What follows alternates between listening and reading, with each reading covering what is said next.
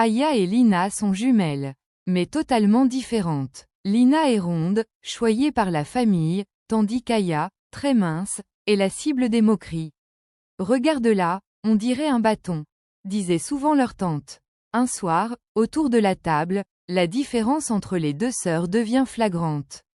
Lina reçoit un énorme gâteau d'anniversaire, entouré d'applaudissements. Aya, elle, n'a qu'une petite assiette presque vide. Elle baisse les yeux, tentant de cacher sa douleur. Elle n'a que 10 ans. Mais ce jour-là, une flamme s'allume en elle. Aya décide de porter une belle robe pour une fête familiale.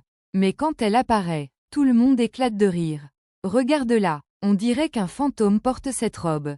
Mais le pire, c'est quand sa propre mère ajoute en riant. Si je t'envoie au village, ils penseront qu'on ne te nourrit pas. Aya sent son cœur se briser. Elle court dans sa chambre, étouffant ses larmes. Mais cette fois, elle ne va pas se laisser abattre. Dans sa chambre, Aya prend une décision radicale. Elle se plonge dans les livres, regarde des vidéos d'entrepreneuriat et apprend le commerce en ligne. Ses nuits sont blanches, mais elle ne s'arrête pas.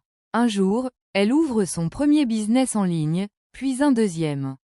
Les ventes explosent. Son compte bancaire affiche des sommes qu'elle n'aurait jamais imaginées. Son téléphone sonne. Elle regarde son écran, virement reçu $50 000. Aya sourit. Son plan fonctionne. Quelques années plus tard, la famille d'Aya entend un bruit de moteur. Une voiture de luxe noire s'arrête devant leur maison. Tout le monde sort précipitamment. Aya descend lentement, vêtue avec élégance, lunettes de soleil sur le nez. Sa mère reste figée. Aya, c'est toi? Murmure-t-elle, sous le choc. Aya sourit et tend une clé.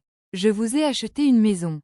Après tout, je suis juste un bâton qui a réussi. Ce jour-là, la famille d'Aya comprit enfin leur erreur. Ils pleurèrent en réalisant que l'apparence ne définit pas la valeur d'une personne. Aya, elle, regarda le soleil se coucher, sereine. Elle avait prouvé que la meilleure réponse aux moqueries, c'était le succès. Ne laissez jamais les critiques briser vos rêves. Transformez-les en carburant pour votre succès. Si cette histoire vous inspire, laissez un like, abonnez-vous et dites-moi en commentaire, avez-vous déjà été sous-estimé?